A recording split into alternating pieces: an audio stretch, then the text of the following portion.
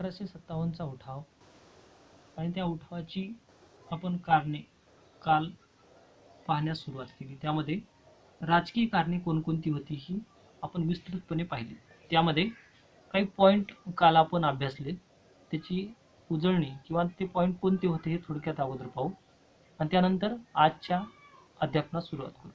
तर काल 1857च्या राजकीय कारणामध्ये ब्रिटिशांचा व्यापार व राजकारणातील हस्तक्षेप, मोगल शासकाशी दुर्व्यवहार, त्याचबरोबर भारतीय शासकाबाबतचे धोरण, राजकीय व्यवस्थेचा अंत आणि तैनाती फौजेच्या पद्धतीचा परिणाम ही कारणे आपण पाहिली.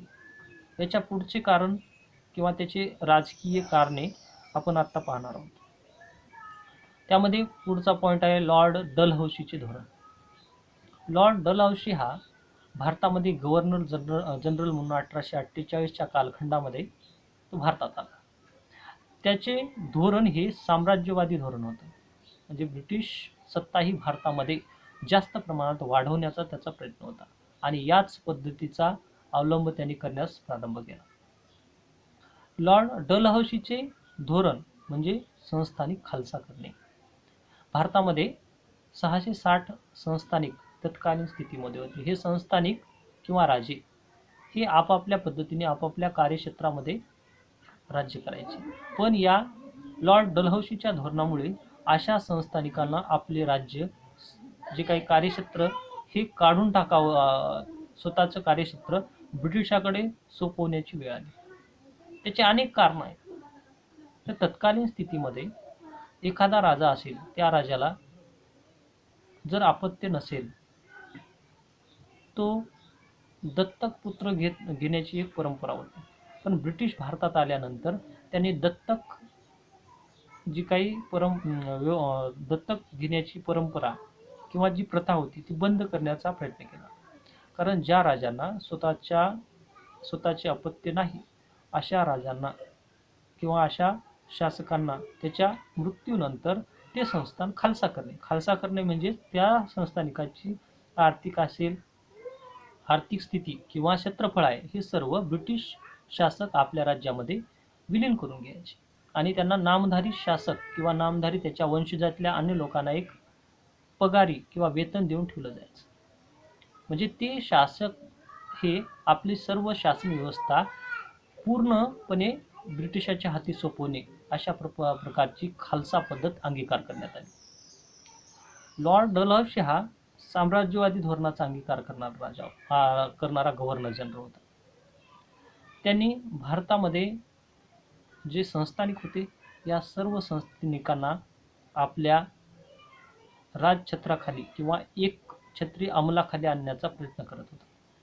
त्यामध्ये लॉर्ड डलहौसीने सर्वप्रथम 1848 मध्ये सातारा हे संस्थान महाराष्ट्रातील खालसा करून घेतले. त्याच्याबरोबर 1849 मध्ये जैतपूर आणि संबलपूर नावाचे जे काही संस्थान होते, राजे होते, त्यांना सुद्धा खालसा करून घेतलं. 1850च्या कालखंडामध्ये बघाट नावाच्या ज्या राजवंश असेल किंवा त्या ठिकाणची शासन व्यवस्था ती सुद्धा खालसा करून घेतली. त्याच्यानंतर 1852च्या कालखंडामध्ये उदयपूर हे राज्य सुद्धा खालसा करून घेतलं. 1853 मध्ये झाशी हे संस्थान म्हणजेच राणी लक्ष्मीबाई यांचं जे संस्थान होतं ते सुद्धा खालसा करण्याची योजना आखली. त्याच्यानंतर 1854 मध्ये नागपूर हे संस्थान सुद्धा त्यांनी खालसा करून घेतले. असे संस्थान खालसा केल्यामुळे जे शासक होते, जे काही संस्थानिक होते, यांची सर्व सत्ता संपुष्टात आली. खालसा करण्याची अनेक कारणं होती. एखाद्या राजाला पुत्र स्वतःचे अपत्य नसेल तर ते अपत्य दुसऱ्याचे अपत्य घेता येणार नाही. त्याचबरोबर एखाद्या राजाने ब्रिटिशाविरुद्ध कट कारस्थान केलं किंवा त्यांच्या ज्या काही मागण्या असतील मान्य केल्या नाही किंवा ज्या अटी आणि शर्ती असतील त्या पूर्ण केल्या नाही तरी सुद्धा खालसा केलं जायचं. म्हणजे ब्रिटिशांना फक्त कारण हवे होते की भारतातील सर्व संस्थान हे ब्रिटिशांच्या अंमलाखाली आले पाहिजे. हे संस्थान ब्रिटिशांच्या अंमलाखाली आल्यानंतर काय होणार होतं तर तत्कालीन स्थितीमध्ये असणारी महसूल व्यवस्था असेल, प्रशासन व्यवस्था असेल राज्यकारभार असेल, शेतीवर शेतीतले जे काही उद्योग, शेती किंवा उद्योगधंदे असतील, या सर्वावर ब्रिटिशांचा अंमल होणार होता. अशा घटनेमुळे भारतीय शासकांची मने दुखायला लागली आणि भारतीय शासकांना वाटायला लागलं की ब्रिटिश हे व्यापारी म्हणून आले होते आणि त्या व्यापाऱ्यांनी आपले संस्थान किंवा वंशपरंपरागत आणि वाडवडिलांकडून मिळालेली आपली जी काही जहागिरी असेल किंवा शासन व्यवस्था असेल, ही सर्व शासन व्यवस्था त्यांनी खालसा करण्याचं काम केलं. आणि डलहौसीच्या या खालसा धोरणामुळे ब्रिटिशाविरुद्ध असंतोषाचे वातावरण निर्माण झाले आणि 1857च्या उठावामध्ये नागपूर असेल, झाशी असेल, संबलपूर असेल, जैतपूर असेल, उदयपूर असेल, सातारा असतील, या सर्व संस्थानिकांनी आपापल्या पद्धतीने अंतर्गत कट कारस्थान करायला सुरुवात केलं आणि जे काही सैनिक असतील, कामगार असतील किंवा विद्रोहामध्ये समाविष्ट झालेले जनता असेल, सामान्य लोक असतील, यांना मदत करायला सुरुवात केली आणि ब्रिटिशांना भारतातून हाकलून लावणे किंवा भारतातून बाहेर काढण्यासाठी प्रयत्न करू लागले. हे कारण होतं की लॉर्ड डलहौसीच्या या धोरणामुळे संस्थानिकाचे अस्तित्व नष्ट व्हायला लागले. त्याच्यानंतर पुढचा एक पॉईंट आहे अन्यायी शासन व्यवस्था. अन्यायी शासन व्यवस्था कशा पद्धतीची होती, तर ब्रिटिश हे जुलमी शासन व्यवस्था, म्हणजेच त्यांनी भारतातील उद्योगधंदे असतील, व्यापार असेल, या सर्व बाबीवर निर्बंध लादायला सुरुवात केली. भारतातील जे वस्तू देवाणघेवाण पद्धत होती, ज्या वस्तू देवाणघेवाण पद्धतीमध्ये भारतातील सर्व लोक एकत्र येऊन आपापल्या गरजा पूर्ण करण्यासाठी प्रयत्न करत होते. म्हणजेच भारतामध्ये वस्तू विनिमय पद्धत असताना एकमेकांना मदत करण्याची भावना होती आणि अंतर्गत चलन व्यवस्था किंवा एकमेकाबद्दल असणारी सहानुभूती होती. पण ब्रिटिश हे भारताबद्दल सहानुभूती बाळगणारे नव्हते, तर ते एक व्यापारी म्हणून आले होते आणि त्यांनी ईस्ट इंडिया कंपनी ही व्यापारासाठी निर्मिती केली होती. त्या कंपनीच्या माध्यमातूनच त्यांनी पुढे स्वतःची एक शासन व्यवस्था निर्माण करायला सुरुवात केली. ब्रिटिश हे भारतात आल्यानंतर भारतातील कुटीर उद्योग असेल, लघु उद्योग असतील किंवा छोटे व्यावसायिक असतील, यांचे सर्व व्यवसाय बंद व्हायला लागले आणि अशा बंद झालेल्या व्यवसायामुळे तत्कालीन स्थितीमध्ये कामगार असतील, त्याच्यानंतर जे काही छोटे उद्योजक असतील, यांच्या हाताचे काम निघून गेले. भारतातील जे काही कच्चा माल असेल, तो पूर्ण माल हा ब्रिटिश शासन व्यवस्था ही इंग्लंडमध्ये नेऊन त्यावर प्रक्रिया करून भारतामध्ये आणण्यास प्रारंभ केला. त्याच पद्धतीने सामान्य जनता, जमीनदार, कामगार यांच्यावर आर्थिक निर्बंध लादायला सुरुवात केली. भारतातून ज्या वस्तू विदेशामध्ये विकल्या जायच्या त्यावर कर जास्त प्रमाणात लावण्यास प्रयत्न सुरू झाला. त्याचबरोबर शेतीमध्ये उत्पन्न कमी आणि महसूल जास्त प्रमाणात वसूल केला जाऊ लागला. अशा सर्व पद्धतीमुळे शेतकरी असेल, कामगार असतील, त्याच्यानंतर जमीनदार असतील, या सर्वांना दुःख व्हायला लागलं की जी शासन व्यवस्था दीर्घकाळापासून टिकून आलेली होती, प्राचीन काळापासून जी शासन व्यवस्था आपल्या एक एक टप्प्यानुसार प्रगती होत आली आणि ती भारतीय अर्थव्यवस्था म्हणून उदयास आली होती, त्या अर्थव्यवस्थेला त्यांनी ब्रिटिशांनी व्यापारांचं एक धोरण निर्माण केलं होतं किंवा व्यापारीकरण केलं होतं. या सर्व बाबीमुळे ब्रिटिशाविरुद्ध सर्वांचा असंतोष निर्माण झाला आणि 1857च्या उठावामध्ये या सर्व लोकांनी भाग घेण्यास सुरुवात केली. आता आपण जी कारणे बघत आहोत ती 1857च्या उठावाची राजकीय कारणे, म्हणजेच शासन व्यवस्था ही कशा पद्धतीची होती ब्रिटिशांची, तर अन्यायी वर्तन करणारी. जर एखादा व्यक्ती ब्रिटिशाविरुद्ध काही बोलला तर त्याला शिक्षा करणे, त्याला राजद्रोहाचा खटला किंवा ब्रिटिश शासकाच्या विरोधात जे काही बोलले असतील त्यांना योग्य ती कठोर शिक्षा करणे आणि त्याच्यानंतर अन्य व्यक्ती तशा पद्धतीने वागू नये किंवा वागल्यास त्याला शिक्षा केली जाईल, अशा प्रकारची त्यांची वर्तन निर्माण झालं. ब्रिटिशांनी भारतामध्ये न्यायालयाची स्थापना केली आणि हे सर्व न्यायालय तत्कालीन स्थितीमध्ये भारतीयांना शिक्षा करण्याचे धोरण किंवा भारतीयांना त्यांना बंदोबस्त करण्याचं त्यांनी धोरण आखलं.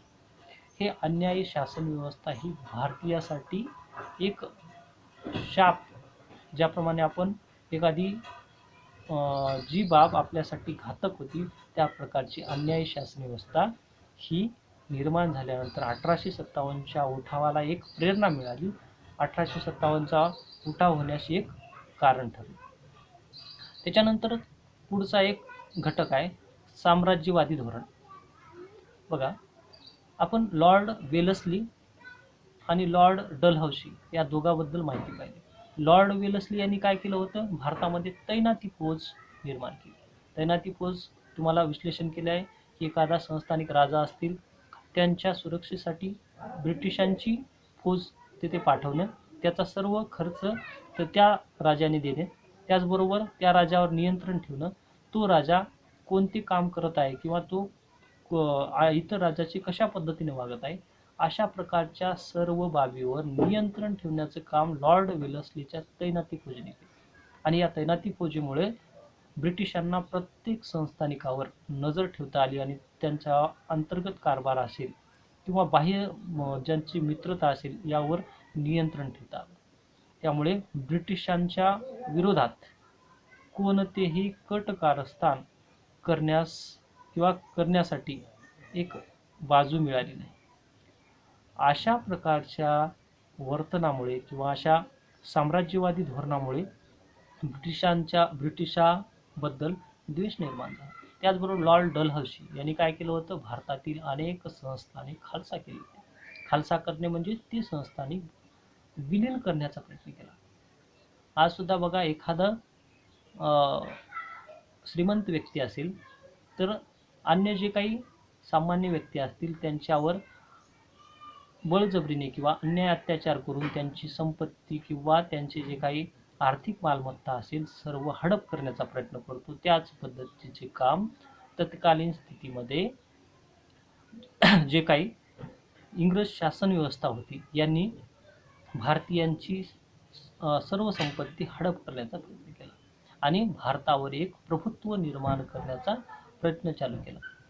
अशा या धोरणामुळे भारतातील संस्थानिक असेल या सर्व संस्थानिकाचा उद्रेक निर्माण झाला की आपली जी वाडवडिलाची किंवा वंश परंपरागत आलेली राजसत्ता आहे ती टिकून न राहता ब्रिटिशांच्या हातात चालली आहे. आणि अशा या व्यवस्थेचा विरोध करण्याचं काम 1857च्या उठावामध्ये झाले. म्हणजे ही आपण जी कारणे पाहत आहोत ती 1857च्या उठावाची राजकीय कारणे.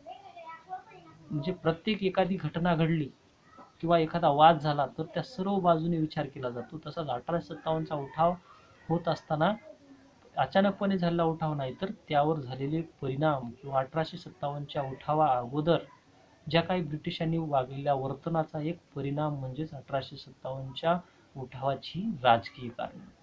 तर 1857च्या उठावाचे कारणामध्ये पुढचं एक कारण आहे ते म्हणजे पदव्या व पेन्शनावर बंदी आणली. आपण राजकीय कारणे बघत आहोत. राजकीय कारणे कोणती, तर फक्त ब्रिटिश शासकांनी राजकारणात हस्तक्षेप केला आणि राजकीय कारणामध्ये सर्व राज्याची माहिती किंवा प्रशासन किंवा तत्कालीन स्थितीच्या संस्थानिकाची माहिती दिली आहे. म्हणजे ती संस्थानिकांना निर्बंध आल्यानंतर त्यांचं अस्तित्व नष्ट व्हायला लागलं. जरी आज आपण उदाहरणार्थ विचार केला तर आपल्या घरची मालमत्ता असेल, आपली जी काही आर्थिक स्थिती असेल यावर अन्य व्यक्तीने जर त्यावर बंधनं आणायला प्रयत्न केली किंवा तो हडप करण्याचा प्रयत्न केला तर आपण एक आपल्या मनामध्ये उद्रेकाची भावना निर्माण होते. त्याच पद्धतीची भावना ब्रिटिशाबाबत भारतीयांची निर्माण झाली, म्हणजेच राजकीय सत्तेची निर्माण झाली. पुढचा पॉईंट तुम्हाला काय सांगितला तर पदव्या व पेन्शनवर बंदी. राजे म्हटल्यानंतर आपल्या नावापुढे अनेक पदव्या घ्यायचे. राजा, राजा असेल, महाराज असेल, राजाधिराज किंवा अन्य जे काही पदव्या असतील हे आपल्या नावापुढे घ्यायचे. पण ब्रिटिश भारतात आल्यानंतर त्यांनी ह्या पदव्या बंद करायचा प्रयत्न केला. का केलं, तर पदव्या किंवा मानसन्मान ह्या बाबी म्हणजे राजाचं अस्तित्व दाखवतो, ते अस्तित्वच नष्ट करायचं ही बाब तत्कालीन स्थितीमध्ये समोर आली. कारण राजाच नाही तर त्याच्या पदव्या किंवा त्याचा मान सन्मान कसा राहील. किंवा राजाचं अस्तित्व नष्ट केल्यानंतर त्याचा काहीच महत्त्व राहणार नाही, अशा प्रकारची धारणा ही ब्रिटिशांची. पदव्या हे वेगवेगळे राजे आपापल्या पद्धतीने पदव्या द्यायचे किंवा त्यांना अन्य लोकांकडून किंवा प्रजेकडून पदव्या मिळायच्या. या पदव्या यापुढे घेता येणार नाही. म्हणजे 1857च्या उठावा अगोदर असा नियम काढला की कोणत्याही पदव्या आणि अशा पदव्या बंद करण्यात आल्या. आणि पेन्शन हे कोणत्या पद्धतीचं होतं? जो शासक शेवटचा म्हणजे त्या वंशातला शेवटचा शासक असेल त्या शासकांना पेन्शन दिलं जायचं. आणि ते पेन्शन कशा पद्धतीचं होतं? त्याचा उदरनिर्वाह भागावा यासाठी म्हणून पेन्शन द्यायला सुरुवात केली. पण अनेक शासक ज्याचे वंश परंपरागत आलेले जे काही उत्तराधिकारी असतील, एखाद्या शासकाला पेन्शन देऊन त्याचं राज्य खालसा केल्यानंतर त्याला पेन्शन दिलं जायचं. पण त्याचा पुत्र आल्यानंतर ते पेन्शन बंद करण्यात आलं. हे पेन्शन बंद का केलं गेलं? तर त्याचं अस्तित्वच नाही, तर आता आम्ही पेन्शन देणार नाही. म्हणजे एखाद्या शासकीय सेवेत असणारा नोकरीचा माणूस असेल, तो रिटायरमेंट झाल्यानंतर त्याला पेन्शन दिलं जातं. त्याच्यानंतर त्याच्या पत्नीला पेन्शन दिलं जातं. अशा प्रकारची जी पद्धत आजच्या स्थितीमध्ये आहे. तसंच ब्रिटिशांनी काय केलं होतं? तो शासक आणि त्यांच्या कुटुंबापुरतं मर्यादित ठेवलं, पण त्याच्यानंतर येणारे जे काही त्याचे अपत्य असतील त्यांना पेन्शन देणं बंद केलं. असे पेन्शन देणं बंद केल्यानंतर राजेशाही लोक किंवा त्यांच्या वंशातील असणाऱ्या लोकांना उदरनिर्वाह कसा करावा यासाठी याचा सुद्धा प्रश्न निर्माण झाला. आणि ब्रिटिशाच्या या धोरणामुळे अनेक संस्थानिकांचे जे उत्तराधिकारी असतील आणि ब्रिटिशाविरुद्ध एक उठाव करण्यासाठी म्हणजे राजकीय स्थिती निर्माण करण्याचा प्रयत्न केला. आणि 1857च्या उठावावेळी ही कारणे प्रभावीपणे उपयोगात येऊ लागली. त्याच्यानंतर शेवटचे पुढचे एक कारण आहे वतने इनामे जहागिरीची जप्ती करण्यात आली. राजा म्हटल्यानंतर तत्कालीन स्थितीमध्ये एखाद्या त्याच्या संबंधित असणाऱ्या व्यक्तीला, विद्वानांना, पंडितांना काय करायचं? तर वतन द्यायचा, इनाम द्यायचा किंवा जहागिरी द्यायच्या. या जहागिरी सर्व जप्त करण्याचं काम तत्कालीन स्थितीमध्ये ब्रिटिशांनी सुरुवात केली. कारण राजाचं अस्तित्व कमी करायचं असेल तर त्याची वतने म्हणजे जे काही त्याच्या अंतर्गत येणारे जे काही लोक असतील त्यांची वतने कमी करायची. इनामे म्हणजे जे काही इनामामध्ये किंवा बक्षीस म्हणून दिलेली संपत्ती असेल ती बंद केली. आणि आपल्या अंतर्गत असणाऱ्या स्थानिक प्रशासनामध्ये जहागिरी दिल्या होत्या. म्हणजे एखादा प्रदेश असेल तो प्रदेश पूर्णपणे त्यांनी सांभाळावा, अशा पद्धतीची पार्श्वभूमी तत्कालीन स्थितीमध्ये संस्थानिक आपल्या हाताखाली काही लोक ठेवायचे. अशा सर्व संस्थानिकाच्या खालचे लोक होते यांची सर्व वतने जप्त केली गेली. त्याची जी काही संपत्ती असेल, तिथलं जे काही क्षेत्र असेल, जमिनी असतील किंवा एखादे राजवाडा असेल, या सर्व बाबी जप्त करण्यात आल्या. म्हणजे ब्रिटिश शासकांनी ती स्वतःच्या हातात घेतली.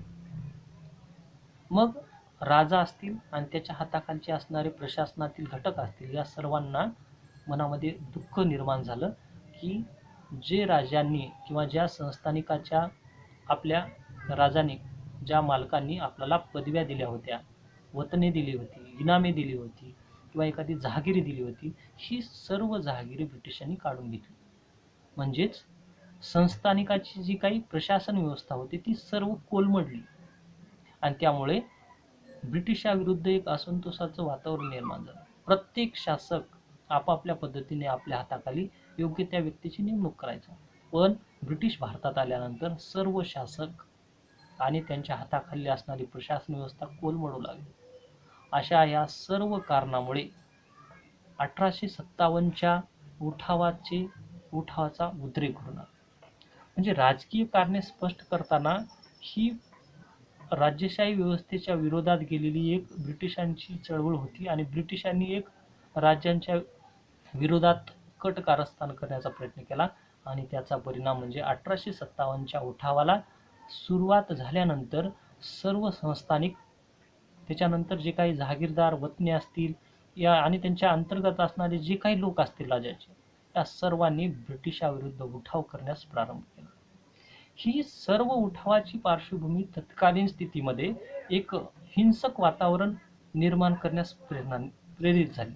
म्हणूनच झाशी असेल, कानपूर असेल, दिल्ली असेल, संबलपूर असेल, अशा सर्व संस्थानिकांनी आपापल्या पद्धतीने ब्रिटिशाविरुद्ध लढा देण्यास प्रारंभ केला. म्हणजे 1857च्या उठावाची आपण कारणे पाहत असताना ही कारणे आहेत, ही राजकीय कारणे, आणि त्याच्यामध्ये पुन्हा एकदा आपण कोणकोणते पॉईंट घेतलं याबद्दल थोडक्यात माहिती बघू. तर राजकीय कारणामध्ये ब्रिटिशांचा व्यापार व राजकारणातील हस्तक्षेप 1. नंबर 2, मोगल शासकाशी दुर्व्यवहार. नंबर 2. नंबर 3, भारतीय शासकाबाबतचे धोरण.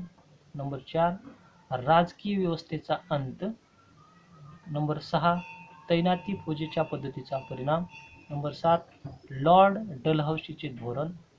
नंबर 8, अन्यायी शासन व्यवस्था. नंबर 9, साम्राज्यवादी धोरण. नंबर 10, पदव्या व पेन्शनवर बंदी. आणि शेवटचा आहे